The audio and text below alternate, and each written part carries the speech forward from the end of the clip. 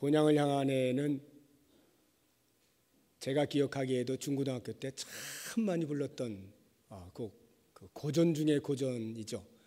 뭐 대곡이긴 합니다만 이렇게 8명이서 복사중창으로 부르기도 하고 참 많이 불렀던 곡인데 이렇게 가슴이 역시 그 옛날 것을 들으면 이렇게 뭉클한 게 있는 것 같아요. 감사하고요. 우리가 4월 한 달 동안에 그 요나서를 보면서 복음을 전하는 자로 보내심을 받은 그 우리의 삶의 정체성에 대해서 계속 생각을 하고 있는데 오늘 세 번째 시간입니다. 지난 시간까지의 그 이야기들을 쭉 정리를 해보면 이렇습니다. 요나서가 하나님께서 북이스라엘의 선지자인 요나를 불러서 임무를 맡기는 것으로 이제 시작이 되죠. 니느웨 백성들의 그 악독이 극에 달해서 하나님의 심판이 임할 것이라고 하는 외침을 하도록 요나에게 임무를 주십니다. 그러나 요나는 그런 하나님의 명령에 순종하지 아니하고 여호와의 낯을 피하여서 다시스로 도망하기 위한 배를 탑니다. 그 배에서 하나님께서 그냥 두지 아니하시고 징계를 하심으로 바다 깊은 마치 지옥을 경험하는 듯한 극심한 고통의 시간을 지나게 되죠. 그러한 시간을 지나면서 요나는 마음에 말할 수 없는 회개가 올라왔고 하나님께 진실한 기도를 드림으로써 하나님께서 그를 용서해 주시는 것입니다. 이와 같은 것으로 지난주까지 말씀을 드렸고 이제 오늘은 이어서 하나님의 용서를 좀 더 깊이 생각해 보고 그에 대한 그 요나의 외침에 대해서 또 한 면을 생각을 해보도록 하겠습니다. 먼저 하나님의 용서를 우리가 같이 생각을 해보겠는데요. 이 하나님의 용서라고 하는 것이 어떻게 나타나고 있느냐라고 할 때 지난주에 제가 징계의 목적, 하나님께서 왜 당신의 자녀들에게 징계하시는가라고 할 때 그 징계의 목적을 자녀다움을 위해서라 이렇게 말씀을 드렸습니다. 그러니까 우리가 하나님의 자녀다운 생각이나 말이나 행동을 하지 아니할 때 하나님께서는 매를 대서라도 강제적으로라도 하나님의 자녀다움의 자리로 이끄신다라고 하는 것입니다. 이 말은 다시 말하면 우리가 잘못을 깨닫게 되고 회개를 하기만 하면 하나님께서는 반드시 그 징계를 멈추시고 거두시고 다시 용서해 주신다라고 하는 말과도 같은 것입니다. 2장 10절을 보시면 여호와께서 그 물고기에게 말씀하심에 요나를 육지에 토하니라 이렇게 기록이 되어 있습니다. 즉 하나님께서는 징계를 하시면서도 언제 어느 때든 돌아서는 자녀를 받아들일 만반의 준비를 갖추고 계신다라고 하는 것을 보여주고 있는 말씀입니다. 물고기는 무엇을 의미합니까? 요나의 편에서 보자고 하면 그 물고기는 요나에게 큰 고통이요 구덩이였습니다. 그러나 하나님 편에서는 요나를 바다 깊은 데서부터 보호하시고 지켜주시는 방편이었던 것을 우리는 알아야 합니다. 이것이 바로 하나님의 용서의 모습이에요.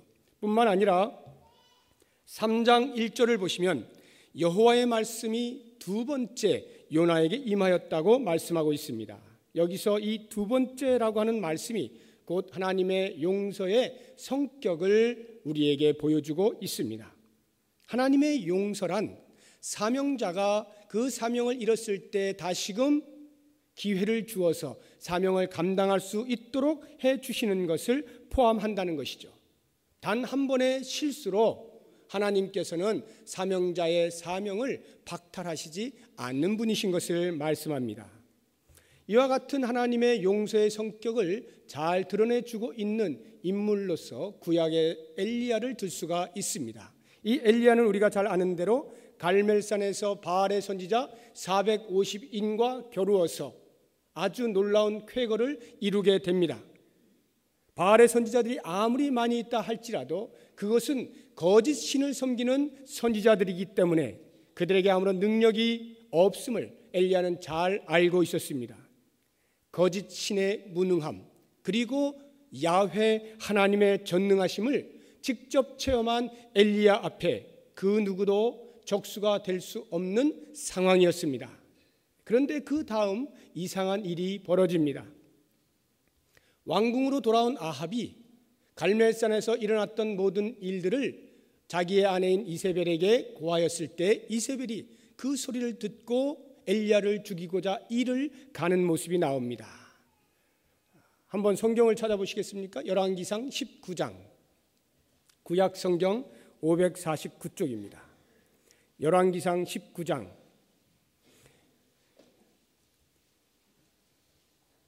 거길 보시면 1절에 아합이 이세벨에게 그 모든 되어진 일들을 고하는 장면이 나옵니다. 그리고 2절을 보시면 이세벨이 그에 대한 반응을 하는 것이 나오는데 이렇게 나옵니다. 이세벨이 사신을 엘리야에게 보내어 이르되 내가 내일 이맘때에는 반드시 내 생명을 저 사람들 중 한 사람의 생명과 같게 하리라. 그렇게 하지 아니하면 신들이 내게 벌 위에 벌을 내림이 마땅하니라 한지라. 한마디로 죽이겠다라고 하는 것입니다. 이세벨이 복수의 칼을 가는 것은 이상할 것이 전혀 없습니다. 자기가 섬기던 바알신이 엘리야 앞에 대망신을 당했습니다. 뿐만 아니라 450명이나 되는 바알의 선지자들, 400명이나 되는 아세라의 선지자들 그 모두가 이 엘리야 앞에 무릎을 꿇고 떼죽음을 당하였습니다. 이세벨로서는 엘리야를 죽이고 싶은 마음이 너무나 당연한 것이었고 굴뚝 같았을 것입니다. 그런데 정작 이상한 행동을 한 것은 바로 엘리야였습니다. 엘리야는 이방신과 선지자들을 물리치고 이스라엘 백성들을 하나님께로 돌아오게 하는 데에 혁혁한 공헌을 했습니다. 위대한 행동을 한 사람이었습니다. 그런데 이세벨이 이와 같은 위협 앞에 엘리야는 이상하리만큼 속절없이 무너지고 만 것입니다.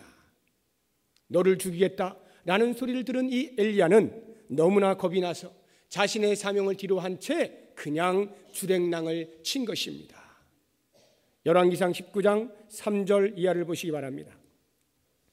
그가 이 형편을 보고 일어나 자기의 생명을 위해 도망하여 유다에 속한 브엘세바에 이르러 자기의 사환을 그곳에 머물게 하고 자기 자신은 광야로 들어가 하룻길쯤 가서 한 로뎀나무 아래 앉아서 자기가 죽기를 원하여 이르되 여호와여 넉넉하오니 지금 내 생명을 거두시옵소서. 나는 내 조상들보다 낫지 못합니다. 이렇게 고백을 합니다. 무슨 말인가 하면 주랭랑을 친 것으로 끝난 것이 아니라 도저히 내게 맡기신 사명을 끝까지 완수하지 못하겠습니다. 감당하지 못하겠습니다. 라고 원망을 하고 있는 것입니다. 이렇게 살게 하실 바에는 차라리 저를 죽여주십시오 라고 말하고 있는 것입니다. 그러나 여러분 생각해 보십시오. 하나님께서 이와 같은 상황에서 엘리야로 하여금 도망가도록 말씀하지 않았습니다. 도망간 것은 엘리야였습니다. 그러나 이 엘리야는 전혀 도망갈 필요가 없었던 사람입니다. 아합 왕과 이방 선지자들 앞에서 당당했던 그 엘리야는 이세벨 앞에서도 여전히 당당해야만 했습니다. 왜냐하면 하나님은 만주의 주이실 뿐만 아니라 만왕의 왕이시기 때문에 모든 종교적인 위협 앞에서 당당했다면 이제는 정치 권력의 위협 앞에서도 동일하게 당당할 수 있었어야만 했던 것입니다. 그런데 엘리야는 그만 이세벨의 그 정치 권력에 시퍼런 서슬에 질려서 도망자의 신세로 전락했을 뿐만 아니라 죽여달라고 말하게 된 것입니다. 엘리야가 자기를 죽여주십시오 라고 말하게 된 또 다른 이유가 하나 있다면 그것은 자기 혼자 이 모든 일을 감당하고 고군분투하고 있다라고 생각했기 때문입니다. 혼자 감당하기에는 너무나 계속해서 힘든 일이 반복되어 오게 되니까 이젠 지치고 더 이상 버티지 못하겠다 이런 것입니다. 10절을 보십시오. 14절에도 동일한 말씀인데 그가 대답하되 내가 만군의 하나님 여호와께 열심히 유별하오니 이는 이스라엘 자손이 주의 언약을 버리고 주의 제단을 헐며 칼로 주의 선지자들을 죽였음이오며 오직 나만 남았거늘 그들이 내 생명을 찾아 빼앗으려 하나이다. 이렇게 볼 때에 엘리야가 자신의 사명의 자리를 이탈하여서 도망하게 된 것은 이세벨의 위협이 있었을 뿐만 아니라 자기 혼자 이 모든 것을 감당하는 것에 대한 지침과 힘듦과 부담과 억울함 등이 복합적으로 작용하였기 때문인 것을 알 수가 있습니다. 이러한 상황에서 하나님께서는 과연 엘리야에게 어떻게 하셨습니까? 엘리야가 다시 자신의 사명을 감당할 수 있도록 기회를 주십니다. 로뎀나무 아래에 지쳐서 이제 시름시름하다가 잠이 들었습니다. 그 엘리야를 천사를 보내 깨웁니다. 먹을 것을 잔뜩 줍니다. 그리고는 호렙산으로 가라 해서 호렙산으로 보내 그곳에서 하나님께서는 세미한 음성으로 엘리야를 만나 주십니다. 그리고 그에게 말합니다. 내가 바알에게 무릎 꿇지 아니한, 내가 바알에게 입맞추지 아니한 7천을 남겨두었다. 이 말씀을 엘리야에게 알려줍니다. 하나님께서는 갈멜산의 영광을 누리던 엘리야가 로뎀나무 아래로 급추락을 했을 때에 그것으로 사명의 문을 닫으신 것이 아니라 다시금 힘을 주고 용기를 주어서 마지막까지 사명을 잘 감당할 수 있도록 또 한 번의 기회를 주신 것입니다. 이것이 바로 하나님의 용서입니다. 신약의 인물에도 베드로와 같은 인물이 있습니다. 예수님께서 십자가와 부활을 예언하셨을 때 베드로는 알아듣지를 못합니다. 계속해서 자신의 의로 예수님을 지켜드리며 보호하며 언제나 함께 할 것만 주장하고 있습니다. 닭 울기 전 3번 나를 부인할 것이라는 예수님의 말씀을 들었음에도 불구하고 그는 그 말씀을 주의 깊게 듣지 아니하였습니다. 단지 자신의 의리를 믿고 있었을 뿐입니다. 그러나 어떻게 됩니까? 닭이 울었을 때 베드로는 이미 자신이 저주하며 맹세하기까지 3번이나 예수님을 부인했던 것을 깨닫게 되었습니다. 예수님의 뒤로 돌아보시는 그 눈길과 마주치게 되었을 때 베드로는 감당할 수가 없어서 밖으로 나아가 통곡을 하는 회개를 하게 된 것입니다.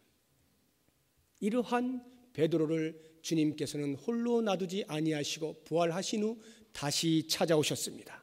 누가 봐도 겁쟁이요, 누가 봐도 배신자요, 누가 봐도 실패자였던 이 베드로를 주님께서는 다시 찾아오셔서 그 과거에 행했던 모든 잘못과 실수들을 말하지 아니하시고 다 덮어두시고 용서하십니다. 그리고는 그에게 내 어린 양을 먹이라, 내 양을 치라, 내 양을 먹이라 부탁의 말씀을 하시면서 다시금 사명을 맡기시는 것을 볼 수가 있습니다.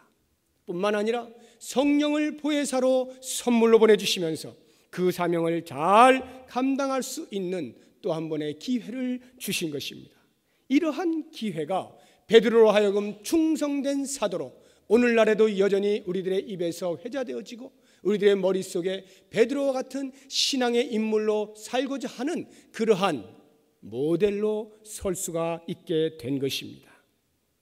사랑하는 성도 여러분, 이것이 바로 하나님의 용서입니다. 하나님께서는 당신의 사람이 사명을 감당하다가 지치거나 힘들어할 때, 견디지 못해서 도망할 때, 또는 하나님을 원망하고 항거할 때 그냥 그것으로 끝내시는 것이 아니라 그에게 힘을 주시고 용기를 불어넣어 주시고 새로운 사명의 자리로 불러주시는 것입니다. 혹 나에게 맡겨진 사명이 내 마음에 맞지 않거나 나 혼자 모든 무거운 짐을 지고 있다라고 생각을 해서 이제는 그만 쉬고 싶다, 내려놓고 싶다라고 생각이 드시는 분 계십니까? 또는 이미 견디다 못해 사명의 자리를 떠나 있는 분 계십니까? 아니면 한번 실패한 후에 다시는 기회가 없을 것이라 생각하고 아예 포기한 채 앉아 계신 분이 계십니까? 하나님의 용서의 자리로 나오시기 바랍니다. 하나님께 용서를 구하시기 바랍니다. 진실한 마음으로 통회하고 회개하는 자의 기도를 우리 하나님은 결코 외면하지 않으십니다. 하나님께서는 듣는 즉시로 용서해 주시는 거예요. 이렇게 하나님의 용서가 임하는 순간 과거의 실패는 더 이상 현재의 실패가 될 수 없습니다. 우리 사람들은 연약해서 때로 이렇게 생각할 수 있어요. 저 사람은 원래 저래. 한번 생각한 것 그 선입관을 버리지 못하고 계속해서 똑같은 모습으로 판단하고 정죄를 할 수 있을런지 몰라도 우리 하나님은 결코 그런 분이 아니십니다. 과거의 죄악을 동이 서에서 먼 것 같이 다 내어버리시고 다시는 기억치 않으시는 분, 이분이 바로 우리의 아버지 하나님이십니다. 넘어진 우리를 일으키셔서 회복시켜 주시고 우리에게 당신의 거룩한 사명을 다시 맡겨주시는 거예요. 하나님의 용서는 한 사람을 위대하게 만드는 힘이 있는 것을 믿으시기 바랍니다. 요나는 이런 하나님의 용서하심을 따라서 사명을 완수할 두 번째 기회를 갖게 되었습니다. 이제 요나의 외침에 대해서 같이 생각을 해보도록 하겠습니다. 본문에 와서 3절 보시기 바랍니다. 요나가 여호와의 말씀대로 일어나서 니느웨로 가니라, 이렇게 나옵니다. 두 번째 기회가 왔을 때에 요나는 말씀대로 순종하였던 것입니다. 이 말씀대로의 순종이 매우 중요합니다. 또다시 내 해석을 하거나 상황을 살피는 등의 합리적인 사고의 틀을 깨지 못했다면 요나는 아마 또다시 순종할 수 없는 이유들을 발견하게 되었을 것입니다.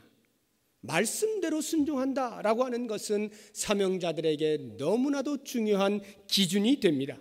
때로는 무모해 보이는 것이라 할지라도 그것이 말씀대로라고 할 때는 순종해야 하는 것입니다. 말씀대로 순종할 때 궁극적으로 우리에게 손해가 되는 경우는 결코 없습니다. 요나는 그 말씀대로 일어나서 니느웨로 갑니다. 3절 하반절에 보니까 니느웨는 사흘 동안 걸을 만큼 하나님 앞에 큰 성읍이더라, 이렇게 나옵니다. 고고하게 발굴에 의하여서 이 니느웨 성읍이 어느 정도 크냐라고 하는 것이 드러나게 되었는데 그 주변 둘레가 약 95km 정도 된다고 그래요. 그러니까 사흘 동안 돌길이다 하면 보통 하루에 한 30몇 킬로 이렇게 걷는 것으로 추정해서 이렇게 말씀이 되어진 것을 볼 수가 있겠습니다. 하나님 앞에 큰 성읍이다라고 하는 이 말은 이 하나님 앞에라고 하는 말 자체가 히브리어의 관용 어구예요. 그러니까 하나님 앞에 크다라고 하는 말은 아주 비교할 수 없을 만큼 상당히 크다라고 하는 것을 의미하는 것입니다. 그러니까 그 당시에 니느웨라고 하는 이 도성은 다른 어느 나라의 도시보다 훨씬 컸다라고 하는 것을 우리에게 알려주고 있는 말씀입니다. 이 큰 성읍에 도착한 요나가 하루 동안 다니며 외쳤습니다. 4절이죠. 요나가 그 성읍에 들어가서 하루 동안 다니며 외쳐 이르되, 무엇을 외쳤습니까?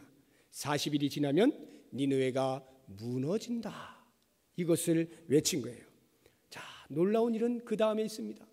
요나가 이 단순한 외침을 했을 때에 그 다음 벌어진 일들이 5절에서 9절까지 기록이 되어 있습니다.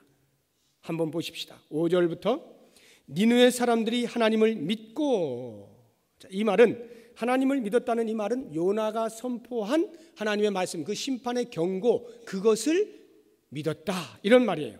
그 다음에 금식을 선포하고 높고 낮은 자를 막론하고 굵은 베옷을 입었다라고 말합니다. 니느웨 사람들이 백성뿐만 아니라 고관 대작을 포함하여서 자신들의 죄악을 철저히 회개하는 모습을 우리에게 보여주고 있습니다. 자, 이 정도의 일이 벌어지게 되니까 당연히 이러한 상황이 왕에게까지 보고가 되었을 것입니다. 그 보고를 받은 왕이 상황을 살펴보니 보통 일이 아닌 거예요. 그래서 이 왕이 그 백성들의 회개의 자리에 동참을 하게 됩니다. 6절에 그 일이 니느웨 왕에게 들림에 왕이 보좌에서 일어나 왕복을 벗고 굵은 베옷을 입고 제 위에 앉으니라. 이렇게 회개에 동참할 뿐만 아니라 급기야 왕은 대신들을 불러놓고 전 영역에 조서를 내리게 됩니다.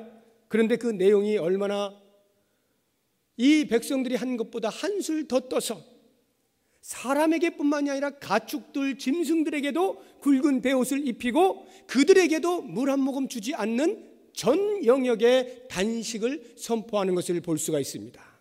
8절을 보십시오. 사람이든지 짐승이든지 다 굵은 베옷을 입을 것이요, 그 다음 말씀, 힘써 하나님께 부르짖을 것이며 각기 악한 길과 손으로 행한 강포에서 떠날 것이라. 자신들의 행한 모든 행위들이 얼마나 잘못된 것인가를 인정하고 그 자리에서 떠날 것을 요청하는 엄청난 회개 역사가 일어난 거예요. 이스라엘 선민들조차도 평생에 한 번도 이렇게 대대적으로, 민족적으로, 전면적으로 회개한 일이 없습니다. 그런데 하나님을 전혀 알지 못하는 이 이방 사람들은 어떻게 이렇게 민족적인 회개가 가능했는지 궁금해집니다. 그들은 죄악을 버리고 돌아서는 진정한 회개를 했을 뿐만 아니라 그렇게 진정한 회개를 할 때에 하나님께서는 용서해 주시는 분이라는 것까지 믿고 있었습니다. 9절을 보십시오. 하나님이 뜻을 돌이키시고 그 진노를 그치사 우리가 멸망하지 않게 하시리라.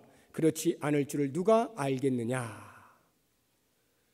한 번도 만나본 적이 없는, 한 번도 경험하지 못한 그 하나님에 대해서 어떻게 이렇게 진실한 믿음이 생겨났는지 정말로 궁금합니다. 이러한 신앙에 대하여 하나님께서는 실제적으로 그 기도에 응답하시는 것을 볼 수가 있습니다. 10절을 보십시오. 하나님이 그들이 행한 것 곧 그 악한 길에서 돌이켜 떠난 것을 보시고 하나님이 뜻을 돌이키사 그들에게 내리리라고 말씀하신 재앙을 내리지 아니하시느니라. 이 니느웨 백성들을 향한 하나님의 용서, 하나님의 자비는 다음 주에 제가 자세하게 말씀을 드리도록 하고, 이제 오늘 우리가 보아야 하는 중요한 것은 니느웨 백성들의 이 대대적인 회개 운동, 그리고 그로 인하여 하나님께서 뜻을 돌이키사 재앙을 거두셨다라고 하는 이 모든 마치 드라마와도 같은 이 드라마틱한 역사는 오직 한 사람, 요나의 외침으로부터 시작되었다는 것에 우리의 눈이 고정되어야 합니다. 이 요나의 외침이 과연 무엇이었길래 이와 같은 엄청난 일이 벌어지느냐? 요나의 외침 속에 담겨있는 교훈들을 한 3가지 정도로만 여러분들에게 말씀을 드리도록 하겠습니다. 가장 먼저 생각해 볼 수 있는 것은 전하는 자가 있어야 듣는 자가 있다라고 하는 가장 평범한 사실입니다. 로마서 10장 13절 이하의 말씀은 이 사실을 너무나 정확하게 묘사하고 있어요. 누구든지 주의 이름을 부르는 자는 구원을 받으리라. 그런즉 그들이 믿지 아니하는 일을 어찌 부르리요? 듣지도 못한 일을 어찌 믿으리요? 전파하는 자가 없이 어찌 들으리요? 전파하는 자가 없이 어찌 들으리요? 보내심을 받지 아니하였으면 어찌 전파하리요? 기록된 바 아름답도다 좋은 소식을 전하는 자들의 발이여 함과 같으니라. 요나는 하나님께 부름을 받았어요. 그리고 다시 백성들을 향하여 보냄을 받았습니다. 요나는 니느웨로 갔습니다. 그리고는 말씀을 그대로 외쳤습니다. 외친 이 소리를 들은 니느웨 백성들은 그것을 듣고 회개를 하였습니다. 하나님의 구원이 임할 것을 간절히 기도했습니다. 그리고는 결국 하나님의 구원은 그들에게 임했습니다. 이러한 사실들을 볼 때 이제 우리의 삶을 한번 돌아보시기 바랍니다. 우리는 이 세상으로부터 구원을 얻은 부름받은 하나님의 거룩한 백성들입니다. 그것으로 끝난 것이 아니라 그 하나님의 은혜의 덕을 선포하기 위하여 다시 세상으로 보냄을 받은 전도자들입니다. 우리는 우리의 외침을 기다리는 수많은 사람들이 있음을 기억해야 합니다. 예수님 이후로 수많은 사람들이 계속하여 이 복음을 외쳤던 것을 우리는 너무나 잘 알고 있습니다. 세례 요한이 외쳤습니다. 사도들이 가는 곳곳마다 외쳤습니다. 조나단 에드워드가 외쳤습니다. 찰스 피니가 외쳤습니다. 빌리 그레함 목사님이 외쳤습니다. 김익두 목사님이 외쳤고 길선주 목사님이 외쳤고 손양원 목사님이 외쳤고 오늘날에도 수많은 전도자들이 복음 전도자들이 목회자들이 주의 복음을 전하고 외치고 세상을 향하여 나아가고 있습니다. 그러나 여러분, 저는 여러분들에게 도전하고 싶은 것은 그러한 수많은 시대 가운데 숱한 주의 일꾼들이 복음을 전하였다 할지라도 그 가운데에는 그보다 훨씬 큰 강물의 줄기로 무명의 그리스도인들이 계속하여 자기의 자리에서 복음을 전했던 것을 잊으셔서는 안 되는 것입니다. 이와 같은 무명의 그리스도인들의 복음 전도를 통해서 오늘날 기독교가 온 세계 가운데 이렇게 퍼지게 된 것입니다. 사랑하는 여러분, 이 시대는 우리의 몫이에요. 이 시대는 우리의 몫입니다. 우리의 살고 있는 동네, 우리가 일하고 있는 일터, 우리가 만나는 사람들, 이 모두에 대하여 우리 자신이 책임이 있음을 기억하시기 바랍니다. 내가 외치지 아니하면 내 주변에 있는 사람들은 들을 기회를 놓치게 되는 것입니다. 저는 요즘 우리 교회 성도님들이 모르겠어요. 이 요나서 말씀을 들으시면서 그런 건 모르겠지만 늘 평소에도 가지고 계셨겠죠. 마음에 복음을 전해야 하는 이 거룩한 부담을 안고 요즘 들어 부쩍 말씀을 전하고 전도 대상자를 위하여 기도하고 어찌하든지 인도하고자 하는 이러한 일들이 벌어지고 있는 것을 보면서 얼마나 감사하고 감격스러운지 모릅니다. 목사로서 저는 그러한 여러분들을 바라보면서 도전이 되어져서 저도 어찌하든지 힘이 닿는 대로 복음을 열심히 전하려고 합니다. 모쪼록 주의 복음을 전하는 복의 통로가 되어서 하나님의 나라를 확장시키는 그 일에 주역이 되시기를 예수의 이름으로 축원합니다. 두 번째로 요나의 외침 가운데서 우리가 보아야 할 것은 외칠 때는 담대하게 외쳐라 라고 하는 것입니다. 지금 이 요나가 외치던 그 당시의 환경을 여러분들이 보시면은 요나가 제정신으로는 외칠 수 없는 것임을 알 수 있어요. 아마 죽으면 죽는다 이런 심정을 가지고 외쳤을 것이 틀림이 없어요. 왜냐하면요, 당시 그 아수르가 강대국 아니었습니까? 그 당시의 나라들은요 다 신들을 섬기고 있어요. 요즘이야 뭐 군사력 가지고 말한다 또는 경제력 가지고 말한다 할 수 있지만 그 당시에는 상당한 부분이 홀령 전쟁이었어요. 즉 어떤 신을 내가 소유하고 있느냐, 이 나라가 소유하고 있느냐로 전쟁의 승패가 갈려 있다라고 해도 과언이 아닐 정도로 신을 섬기는 것을 대단히 중요하게 여기고 있었습니다. 그렇다고 하면 아수르는 당시의 강대국이었기 때문에 당연히 그 안에 섬기는 신들이 많았고 그 신들이 아주 강력하다라고 자부심을 가지고 있었을 것이 틀림이 없습니다.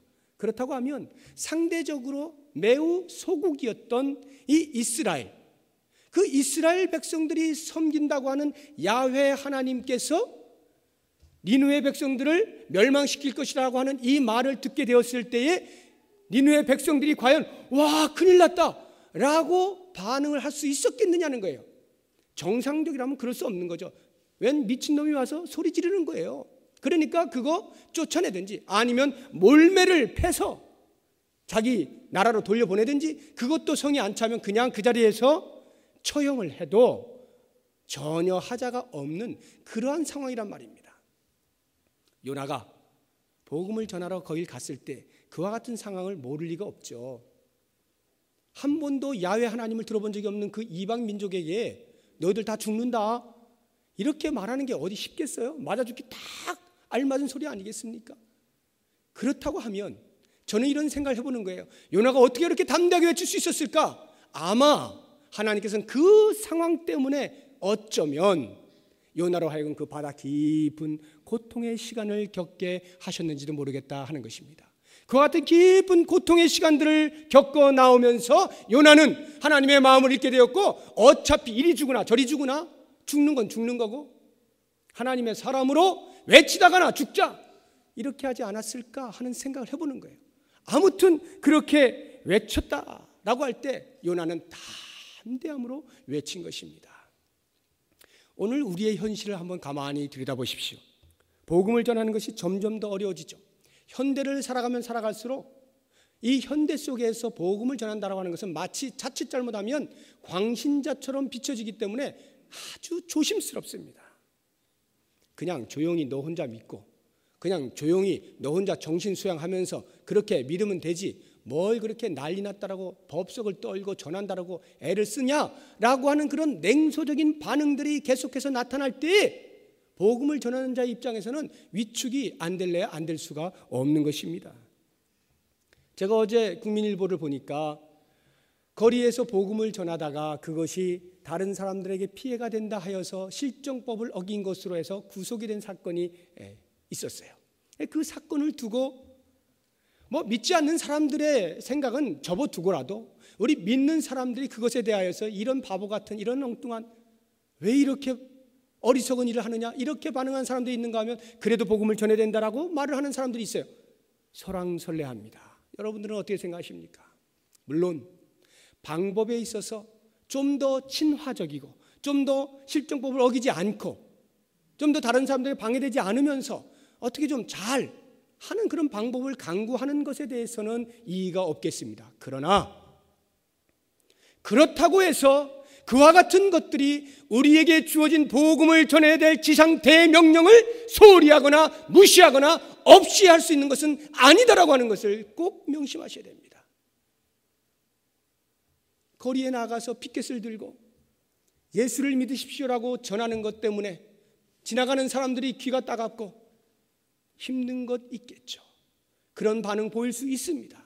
저는 여러분 모두 다 피켓 들고 나가라는 것이 아니라 그렇게 나간다 해서 그것이 우리의 입에서 핀잔을 주거나 비웃거나 방법이 잘못됐다거나 그렇게 할 만한 것이 아니라는 것입니다. 오히려 우리의 연약한 심령이 그 일을 하지 못할 때 그렇게 담대함으로 나가 외치는 사람들을 향하여 우리는 기도로 도울 수 있어야 되고 어찌하든지 그 소리를 듣는 사람들의 마음이 변화되어지고 바른 반응을 할 수 있도록 위하여 기도하는 것이 우리의 할 일이지 비웃고 앉아서 같이 냉소적으로 그렇게 하는 것이 우리의 책임이 아니란 말입니다.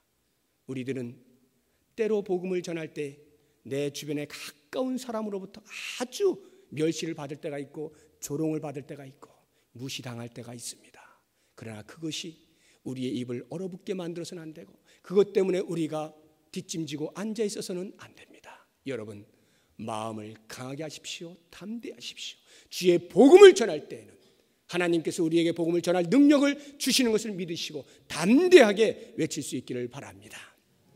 마지막 세 번째로 요나의 외침 가운데서 우리가 꼭 기억해야 하는 것은 이것입니다. 요나는 단순히 외쳤어요. 그것으로 끝났습니다. 40일이 지나면 이 성이 무너질 것이다. 단순한 그 말 한마디였어요. 그러나 그 결과는 상상할 수 없는 일이 벌어졌죠. 외침의 결과가 우리에게 있지 않다는 것입니다. 외침의 결과는 오직 주님에게만 달려 있다는 것입니다.